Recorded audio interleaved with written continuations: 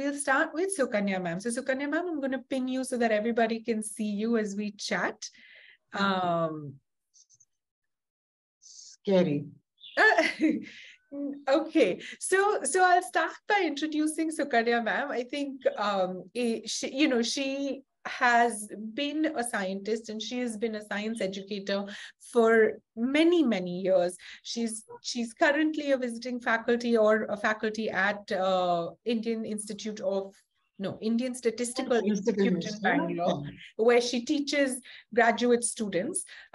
She has a PhD in science, in physics. That's correct. But so all of this you can find in my email, you can find on our website. I'm going to talk about my experience with Sukanya ma'am, right? So last year I was in her classroom and she was teaching younger kids, grade 6 and 7, of course.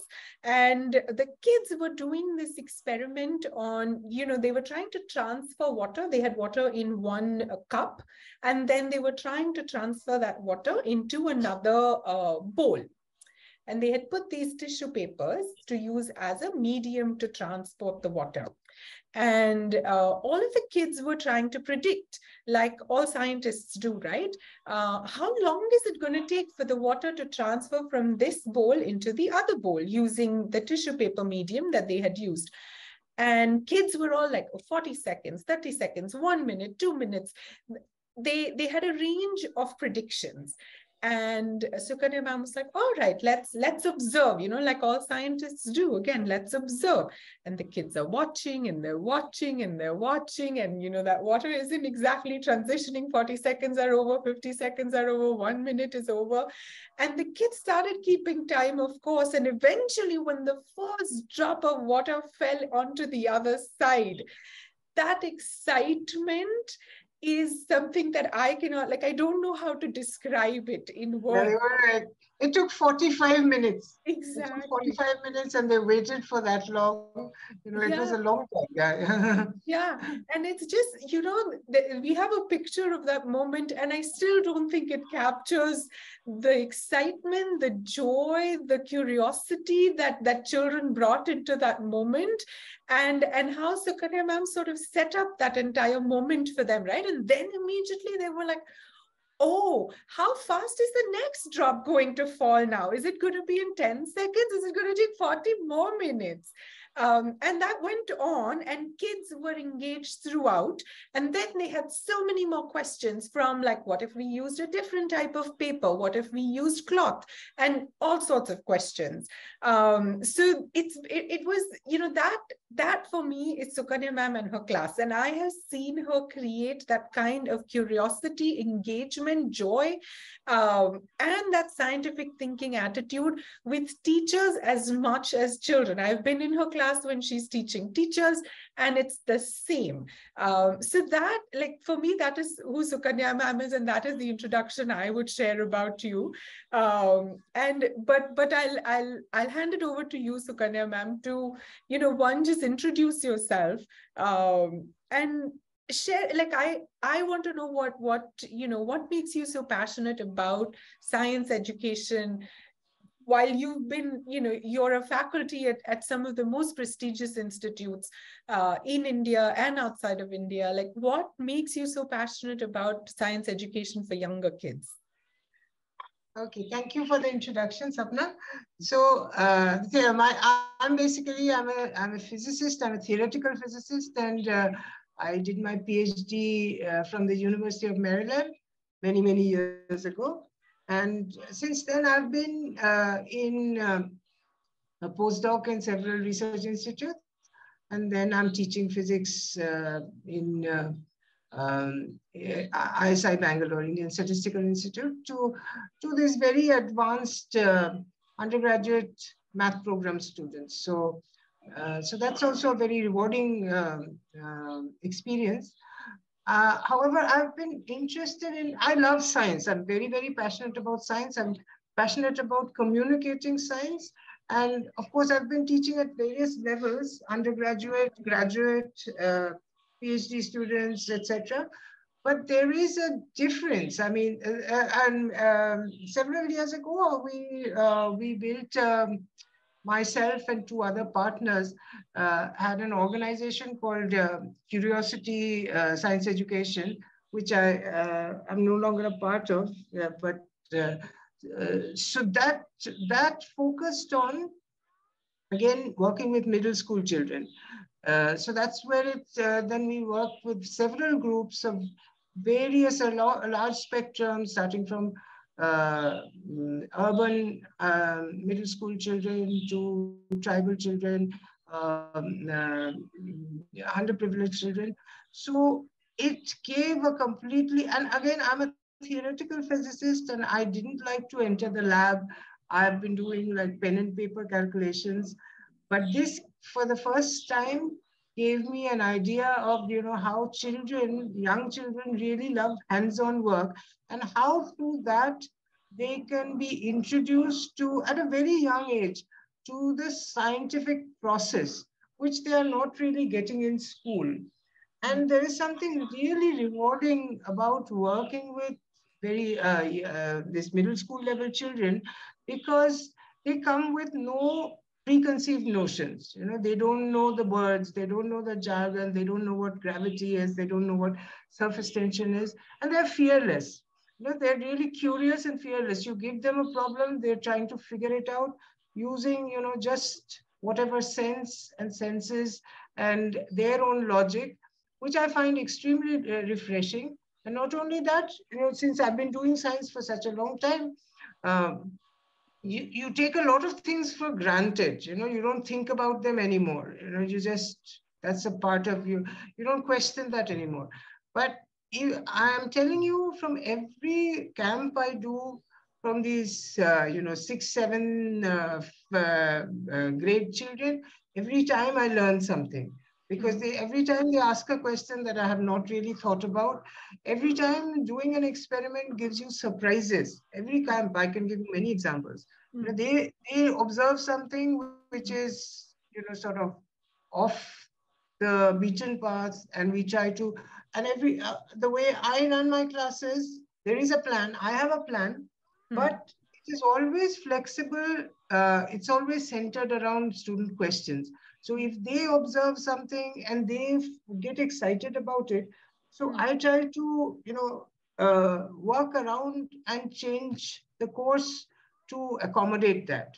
And so that I found very rewarding.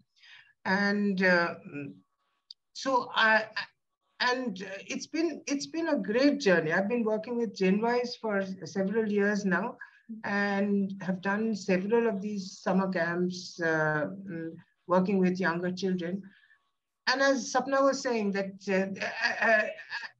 and I hardly have to give any directions. The children in this particular experiment, where they were trying to transfer water, when they saw 45 minutes, I didn't even ask them to record. Like immediately one little kid went and wrote on the board 45 minutes, and they were predicting. So then we went back and looked at why their predictions were wrong. Why didn't make sense? What would you estimate? Like this is, they said like it's going to go in like 10 minutes. And if you think about like how much water is going to be transferred. So they give like 1 liter and things like that. But then I said, come and see that this is like, there isn't 1 liter out there. How can it transfer that? So various things they learn out of this little thing. And then as the other drops fell, and the second, third, they started falling more rapidly because the tissue was saturated. So they were recording like second by second, put it all on the board. They were thinking about it, and they were wondering why, like what exactly was going on. So it was, so this kind of thing keeps happening. And I'll just give you another example. And in contrast, I find like high school, not that I don't like teaching high school children, that has a different kind of reward, but because they become self-conscious and they learn all these jargon. So if you show them an experiment and ask them like, why is this happening? Or what do you think is happening? They say, oh, this is surface tension. This is, like electromagnetic induction. But just this word or label doesn't explain anything. So that thing, if it's developed early, once they get into high school, that spirit remains with them. So I think that's why it's important to work with younger children. And also, so one more instance I will give, and about.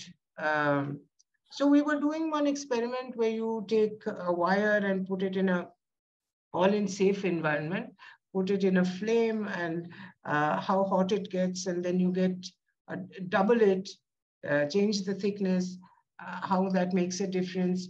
And you get certain very surprising, counterintuitive results. And the children noticed it, that they were excited. Then an adult came for observation, and they said that all these happen, these things that we observed. And uncle, why don't you try it out yourself? So he said, no, you've told me what happened. Yeah, that's okay. I don't want to try it out. He said, like, but if you don't try it out yourself, why should you believe it? So they develop that kind of, so that I think is very rewarding for me, that they are really understanding the scientific process, having confidence in their observations. So it's not always about specific experiments, but the other thing is that a lot of time, because now children have a lot of access to internet, YouTube, various things that they are bombarded with. So they find, also these science fiction type movies. So they find all these wormholes, time travel, supernova explosions, all of this very exciting. And I don't deny that they're exciting. So a lot of kids, I find, like even young kids, they want to come and say that, oh, I want to learn something about black holes. I want to learn something about, gravitational waves, expanding universe, because they picked up all these words.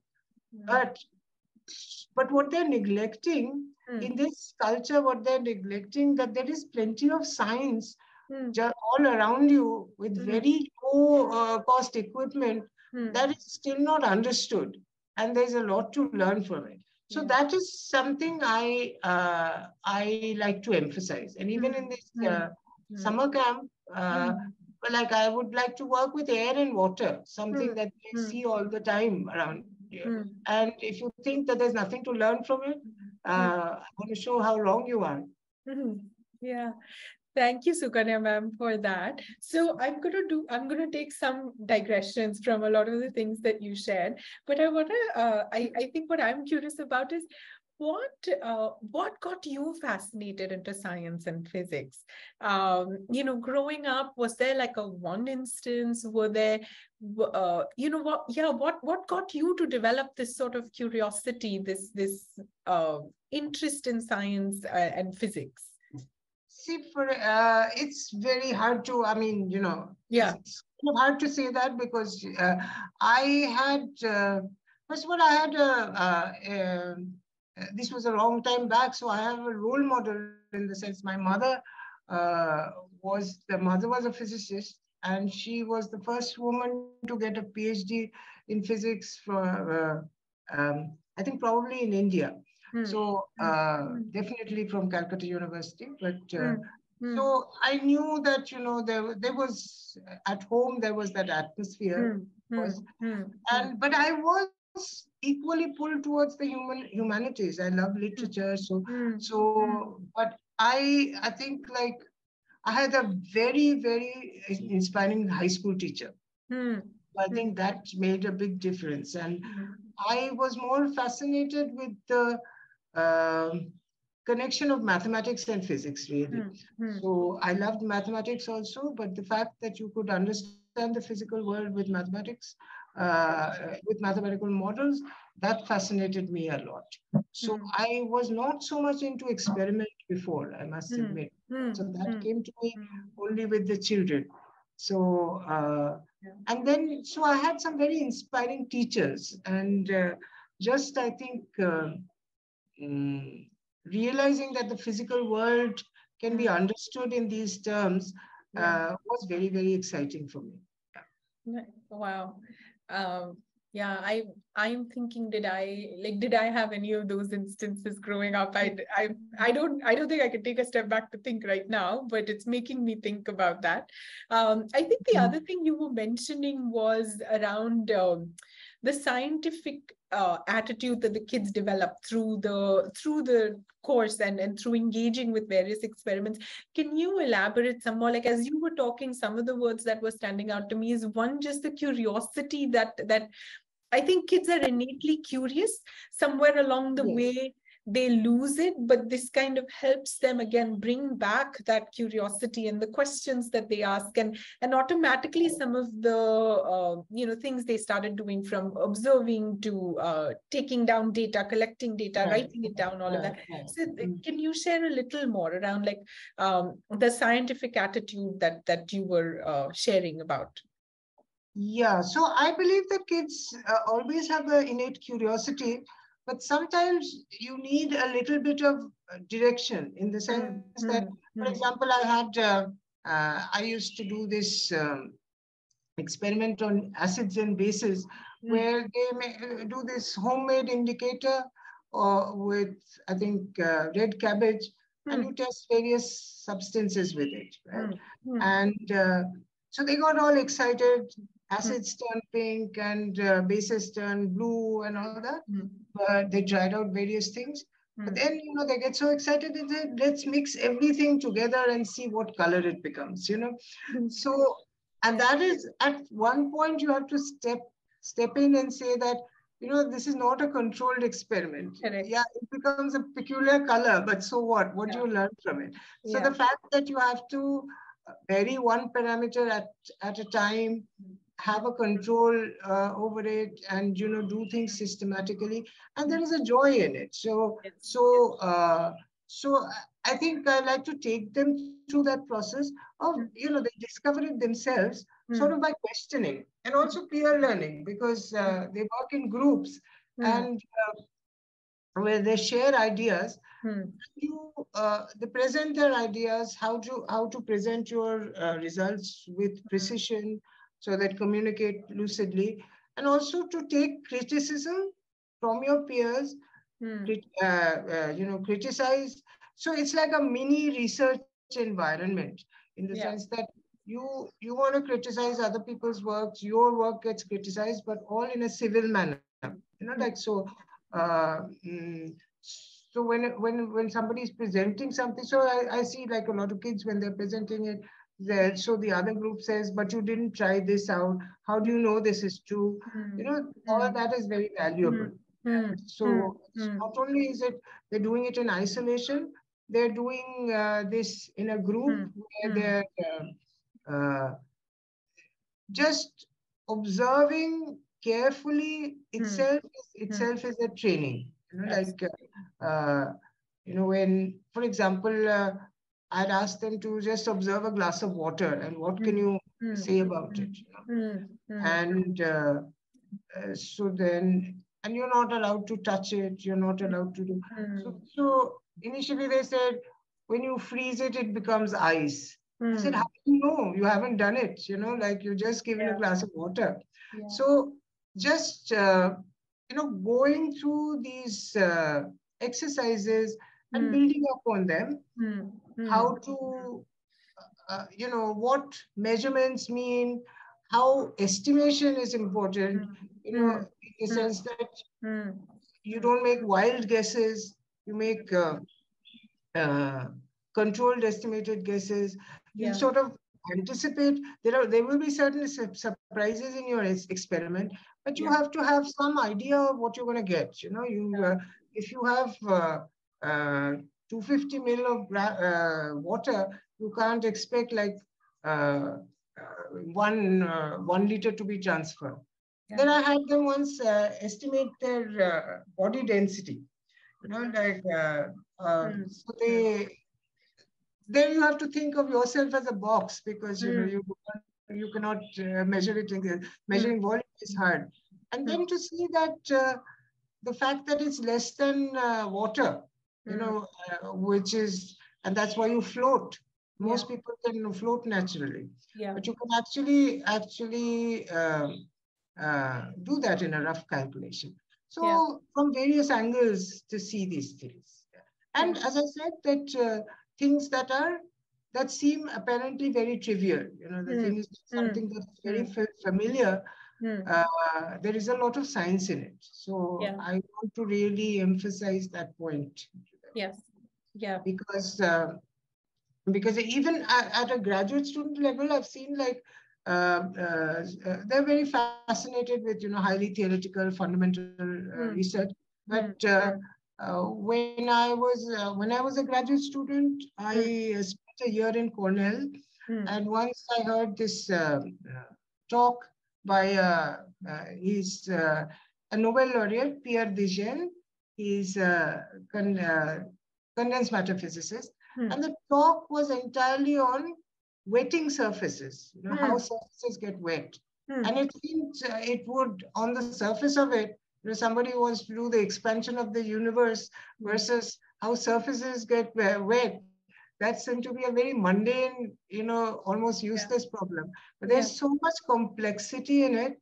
And you can win a Nobel Prize for that, like so. So the thing is that to see these aspects, like there is a lot to be learned even in very familiar surroundings, and how they are measurable. You just don't say statements like, this is very hot, very low. How to quantify them, how to make your statements precise, all of that. And that can be done at a very age appropriate at that level. It doesn't have to be that you use sophisticated instruments or anything. Just the attitude. Yes, absolutely.